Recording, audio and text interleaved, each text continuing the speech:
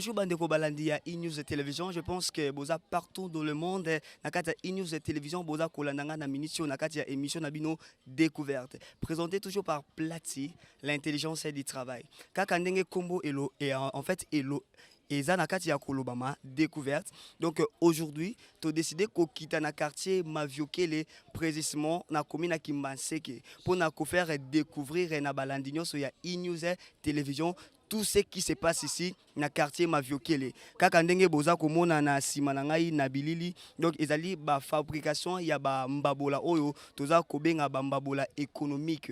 Oyo ezui vraiment en plaire na lolenge moko ya kosakana te na ndenga makasi na ville province ya Kinshasa. Ba mbabola oyo toyebaka ya kala wana oyo tobandaka ko utiliser erinyaka lisu te. Donc tokomi kosala ba mbabola oyo bazobenga ba mbabola économique. Yango lelo e-news akiti na quartier Maviokele précisément na commune à Kimbanseke pour na ko faire découvrir ba fidèles abonnés na biso ya e-news télévision lolenge nini basalaka ba mbabolango et puis nani aza garant ya ba mbabolango na pesi mbote na balandi nyonso ya e-news en fait il y a e-news télévision ba o bazola nanga na minitio à commençons par le patron de l'entreprise, l'homme simple depuis Nouvelle-Zélande, la Peshombote, Mama Rose, la patronne, notre partenaire numéro 1, la Peshombote, Vebabi, Zambé, Yaba Flat, na Debonome, moi na ya Petro Kongo Tongo, Ozola Nanga na Minicho, na Peshombote, Mama Osako na Paris, na France, Mama na Prince, na Princesse, Yope Ozola Nangai, Tala na Banzike, Ozako découvrir na Bilili,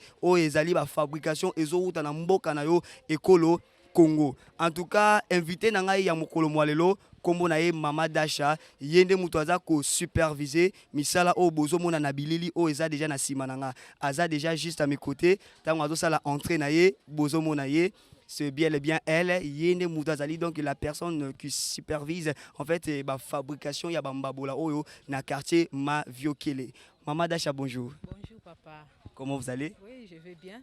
Mama Dasha lelo e-news télévision ekiti na quartier na yo pour na ko faire découvrir na monde entier oyo Mama Dasha zali pe o Mama Dasha za na kati ko sala na quartier Maviokele. Un mot à dire pour na balandi ya e-news télévision. Bon, et ça quand ndenge au lobby, o eza quartier Maviokele bisika tozo fabriquer ba mbabola économie. Donc to bengango mbabola économie. Ah. Merci beaucoup Mama Dasha. Bandeko balandi ya e-news télévision. Mutu bozo mona na bilili komo na ye Mama Dasha. Donc c'est elle yende mudaza ko superviser ba mbabola oyo donc lolenge basala kango précisément na quartier Maviokele. Mama Dasha tolingi toyeba en fait ba biloko oyo bozo sala ba mbabola oyo ezana nu nini et puis eutaka wapi. Merci beaucoup. Ba biloko tozo sala mbabola to bengango argile. Argile oyo tozo somba yango na Njil brasserie. To somba yango na Njil brasserie to yaka nango na moyen de transport. Donc ndenge to yaka nango ezalaka na ba sac sous forme ya moi mettre mabele quoi pour ça argile. Après to yaka nango eza na bana na biso to bengaka ba salaka yango sous forme ya pâte. Bon ça yango sous forme ya pâte donc eza na ba forme ba salaka yango tina suka ekoma mbabola na za sir pe ba ko présenter bino ba étape nyonso wana oyo bana basalaka yango po ekende ko koma ti mbabola wana. Merci beaucoup Mama Dasha. C'est que bambabola o tozo mono donc eza mabele mais mabele ya argile. Eza mabele ya argile ba ekolatisa ngo na tol. Mais o eza na kati base eza mabele ya argile. Sikoyo tolingi na toyeba likanisi ya kosala en fait mabele ya argile donc aussi au transformant et comme mbabola o lelo esali en plein na ville province à Kinshasa ba matuka ya kala oyo toyebaka erinyaka lisute mutu nyonso akomaka mbabola économique tolingi toyeba no likanisi yango euti wapi.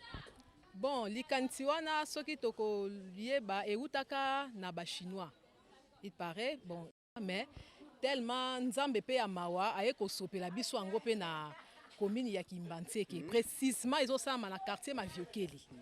Ezosama na quartier Maviokele donc eza eloko moko o eza bénédiction ya Maviokele. Voilà. Ya Kimbanseke précisément na quartier Maviokele. Donc richesse o nzamba sopeli bino. Vraiment richesse o nzambe a sopi na commune ya Kimbanseke précisément na Maviokele. En fait, c'est en fait, tolingi toyeba parce que bazolando partout dans le monde na kati ya e-news télévision. Bande ko balandi ya e-news télévision balingi ba découvrir banani bazo fabriquer bambabola économique. Bon, bambabola économique ezozala fabriqué presque na génération nyonso. Donc toza na bana na biso ya ba 15 ans, 16 ans, 17 ans, donc inde bazo fabriquer bambabola économie oyo. Ndenge bomona bino mona bilili bokomona bana yango. Donc baza bana moko ya mikie, bango mutu pe nzambe a inspiraki bango mayele moko boye malgré ça ki na ba chinois, mais bon bando sala ngo na ba machine. Mais nzambe tellement sopaki bénédiction na ma viokele et puis apesi mayele na bana, donc bana mukie mutu bazo fabriquer bambabola oyo. En tout cas, bande ko balandi ya e-news télévision na bandi ke boza kolanda na bokebi penda bozali kososola ke lolenge bambabola oyo eza kosalema awa na kati ya quartier ma viokele. Mama Dasha tolingi toyeba outi koloba ke eza argile mabele o bosomba ngo na njili brasserie bokei boye nango nde ezali bana mikie nde mutu bazo sala ngo. Donc ezo salema presque na ba génération nyonso mais bato bazo fabriquer ngo mingi bana mikie to outi kolanda ndenge outi koloba ke donc mayele oyo bino pe ba mama bosutu kaka kambala moko pou bana babandi kosala ngo. Donc c'est une richesse kanenge outi koloba o nzambe asopela bana ya quartier ma viokele po bazala na moyen ya ko vivre. Alors pour na kosuki satolingi toyeba mbabola économique tango ezali argile ezana mabele po ekoma na forme ya mbabola économique ezalaka na combien des étapes et puis o mekana nous ko faire découvrir ko expliquer bande ko ya e-news télévision étape na étape po tozoki ndela na ko chiter. Merci beaucoup. Eza na 5 étapes. Étape ya liboso eza ndenge ezalaka na basak tokosopa yango na basak tokati basak totandi tosopi yango na basak alebana na biso bazwaka mai babandi kobwaka elembi po ezalaka mwa makasi babandi kobwaka mai elembi ere kolembale babandi kofina yango sous forme nde bafinaka kwanga babandi kofina bakofina ndenge wana ekomaka pate ere ekoma pate wana ale bazozwa bacarton oyo tosombela bambisi yango wana nde bakataka na bamorceau bazotanda na se bazokata batartine bazotia na bacarton wana et puis babandi kofabrike yango mais mingi en tout cas bafabrike yango na mai bafabrike yango na mai selon forme okopesa yango ere okobanda otia mai nde ekokoma na forme wana ya caire. Donc disons soki elongwe na argile soki ekomi déjà na forme wana tobenga yango siko caire donc kombo nango ekoma caire ti tokotika yango ekauki nde tochango na lituka na biso. Donc forme o epesi on dirait moi sani yango nde bobenga caire yango siko ekomi caire. Sikoyo toza na bilili awa ndenge tozomona toza dado na mbabola déjà oyo déjà esili. Sikoyo tolingi toyeba kaka le même bana o bazo zwa pat balambi bafini basopi mai bapesi yango forme ya caire batoboli kaka le même personne nde bazo tiango na bamanzanza bwe popenda ekoma mbabola économique to eza bato mususu. Eza donc on a oti koloba mutu nyonso azosala musala oyo. Naba o bazosala ba pâte misusu pe bazana mayela okomisa ngo mbabola mususu ase limité na pâte mususu ase limité na caire mususu pe yebi ndenge nini ya kokomisa yango mbabola de on a lobi ke selo komoko ezosala na presque na âge nyonso ezosala presque na âge nyonso mais eza pe na ba papa o ya mikolo o bazosala ngo bambabola boye ba papa eza pe na bana bazosala yango boye les mêmes bana o basali ba caire ba occupé ko sala boye mususu pa yebi ko sala boye te mususu asali donc eza mayele ande kabola mi presque na mutu na mutu. Merci beaucoup Mama Dasha. Comme on dit, il n'y a pas de saut métier. Hein. Toutes les professions sont bonnes. Il y a que des sauts et gens. En tout cas, pour na kosuki sa ezali musala o eza ko salima awa na quartier ma viokele ezala ki yemoko en personne Mama Dasha. Donc o azali na posa ya bambabola o économique na yebite en gros ou bien en détail mutu bokoki koluka yeyo. Mama Dasha liloba penda ya suka pona bato nyoso baza kolanda yo en ce qui concerne musala na yo. Appel nini okoki ata lancer na l'état na ba homme d'affaires na ba femme d'affaires ba o baza en fait na souci ya ko porto soutien to ya ko komisa musala o epandana partout dans le public donc na république mobimba liloba nini penda ya suka oza nango ya koloba avant to en fait avant to interviewer moi quelque bana. En tout cas na koloba boye eza musala moko oyo kotala yango tozomona ngo nese za ngo na tina te donc nete za eloko moko donc ya tina te mais eza na chômage pe ekwei na quartier Maviokele à cause ya bambabola oyo. Donc à partir ya bambabola oyo makambo pe échanger presque na bamabota ebele. Pour moi na bamboka na biso misala ezaza mingi te. Mais à partir ya musala oyo même papa se retrouver mukie kotangisa bana po ezotangisa même bana ezoliesa ezosala mwa besoin moko boye oyo ekoki kosala kaka na mbabula oyo. Donc neti ngai pona kosala eloko yango na bandaki komona yango neti eloko moko neti ya tina te. Donc ebandaki déjà depuis kala mais na banda omona on kaka neti non neti salité quoi. Mais or que na temps wana ezaki na bato basombeli yango même mituka lelo komi ko pesa bango mbongo avec sema. Donc eza eloko moko même soki gouvernement a décidé ko tia maboko et ko en fait et ko kende pena liboso parce que na quartier Maviokele soki balobi to kende na nji na Molière kotala ndenge Molière alakisaka kulu na bakanga ki basala ki boye biso na quartier Maviokele kulu na za esuste parce que jeune nyonso za terre ko ke ko sa mabete jeune nyonso komi na ye na possibilité na ye asomba mabele na ye bamba tol na ye a fabriquer lituka na ye. Donc moi ko mona bango kaka bazosala ba musala na bango bazosala misala na bango tongo babini bakela bango koteka. Donc ezosunga pe koto to sali sous na kuluna te parce que ba jeune nyonso ba mi pesi na musala. Donc c'est le comment pe o l'état a occupé ko tia yango maboko eza pe kosunga mboka pona ko diminuer to ya kuluna na ba jeune. Merci beaucoup. Siko souci na yo donc oyo ozozela na bato o bazolanda yo. Donc bakoki kosala nini po na yo po na musala na yo. Même l'état naza sike même ba kondi ba gouverner ba kolanda yo. Donc posa na yo oke ozali na posa ya bato na ba porter na musala na yo eza nini mamadaji. Donc tolingi kaka soutien mingi toza po biso tozo sango na ba moyen moko limité. Toza ba moyen moko limité ya mukie makasi. Mais eza eloko moko na si même na bandako ya mikondi.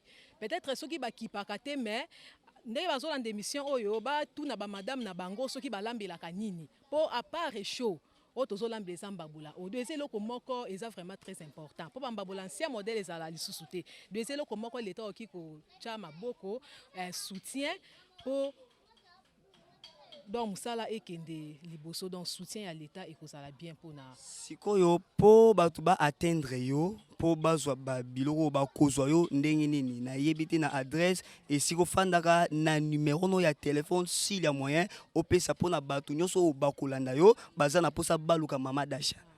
Donc ngai naza na commune ya Kimbantseke nde tozolo baka na quartier Maviokele toza na avenue Inga numéro 13 bis. Numéro de téléphone est 085 15 72 897. Donc 085 15 72 897. Et ça s'appelle numéro de la WhatsApp yangoana. En tout cas, merci beaucoup. To komi déjà na suka. Est-ce que to zata na deux bana parce que bana nde mutu bazo sa lango o to koki ko tuna bango moi question est-ce que bazali na ebité ceux qui bazali musika Papa de Gaulle to fani na commune ya Kimbantseke quartier Maviokele avenue Inga 16. Papa to moni yo ozo fabriquer bambabola o tozo benga bambabola économique ya argile. Toza na posa kaka ya liloba moko à propos ya musala no. En fait, au sala kango ndenge nini et puis esunga ko na nini. En tout cas musala oyo motako sayote musala oyo ba chinois balakisa biso nde penda prise. Mais eloko ndeka ketungisa biso awa eza ba matériaux ezate. Tozangi pe batoli puisque so batole yali musala pe sala mamalamu po to sunga pe bandeko mais le quoi to zangi ba matériaux yongo mona misala esala mapeka mukie mais na bino biso poete musala biso pe kende liboso ko sala boye en tout cas eza passe penate ceux qui balakisi yo yango okoyeba yango mais na moto a omona yango passe ndenge za rappeler nde argile ya mai balambi yango bagumbi yango après ba toboli sima nango ba tie yango na moi po ete ekauka boye so ekauki boye sima nango to luki toli ya mobimba toli wana ezala pe longo na babiloko oyo babiloko babenga yango ba arrivé oyo ezala kola ba sete nango soki yango ezate moye pe mbabulana ekangama ezate ya omoni tozaka na posa nde babiloko oyo fezalaka a plus na ba tol ba oyo tikali biso tutokoluka na biso. Merci beaucoup papa. Ce message nini o okoki kopesa na bandeko nyonso bazolanda partout dans le monde en ce qui concerne même na gouvernement donc soutien ni bakoki ko porter les bino au travers œuvre oyo. En tout cas eloko nde tokosenga na gouvernement apesa biso nde bisika ya kimia po ete tosalaka mpena nde po tosungaka mpena population mpenza po so toza déjà bien encadré en tout cas population mpe ekosepela mais so toza kaka ya kopanzana moye mpe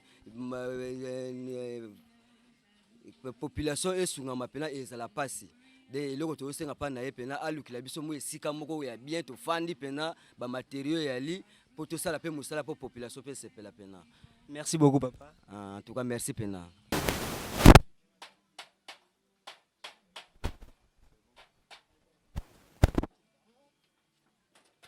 Mbote papa. Oui, mbote noko. Tolingi toyeba kombo nani mpe toza wapi? Kombo nanga Brice, toza awa na commune ya Kimbateke. Quartier Mafiokele avenue Inga.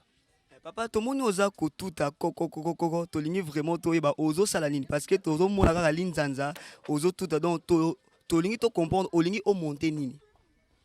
Bon, commenter nanga boye ndenge zo monter boye yango za lituka. Dans lituka ya midela sika mikolo bazosala yango babenga ngo ya argile. Bize argile tochaka libanga wana na kati yo. Tobenga ngo libanga ya Eza bambabola o bazobenga mbabola économique. Tolingi toyeba mayele ya kosala eloko ozongwa po ezalaka te mais bambabola na bino ezwi en plein na ndenge moko ya kosala na te mais bambabola ya kalebu nde tolingi to comprendre mayele ozwi yango wapi. En tout cas, pour déjà le mayele oyoyo. Bon, biso mo toyebi ke moto mwindu bien africain dans zaka moto mayele. Pour tout le monde babula oyo bashina bato bayaka nango, bashina ba nango ba teka na ba maison. Tant que biso bato mwindu lokwa biso to créer ka déjà. Tant tout le monde yango ya kitne ka pe to imiter bango. Allez, tu comprends que Argile wana eza nango ya biso moko babileka ya biso moko mendo ka bango de bato teka biso ngo. Ya biso mo ndenge tumutine to sala yango yo to sanga na ya mai ba forma ngo tiko miboye apo biso to yango to koti na kati ya nini ya yani kati ya nzanda boye poko ali to quoi. Merci papa motuna yasuka pona bato nyonso bazolando partout dans le monde ba continent ozali na posa ba sela bino nini au travers musala na bino donc apuni nini bozali nango pena besoin parce que ça eloko ko ya ko chamwa loboko po et panzani partout na ville province ya Kinshasa message nini ozali nango pona ko lancer na bato nyonso ba olanda yo partout dans le monde. Bon en tout cas ma to singa ka boye de posa musala pena eza pena makasi po tambola mingi donc ezo bikisa pena bato belé eloko mais de soutien pénal ya musala ngo pénal ezate donc tout monde nakaka ba matériel pénal ya kosela musala ngo pénal ezate donc de pas sikaka donc tout ça sakina moto obna akota pénal musala o maboko mais to komona kamala musala pour ta on a quartier tout ça pénal belé bato tout ça biloko mais soutien ngo ezate ya moni tout ça kana ndinga bonga poka to bikisa ka nzoto. Merci beaucoup papa. Merci Benami merci peli.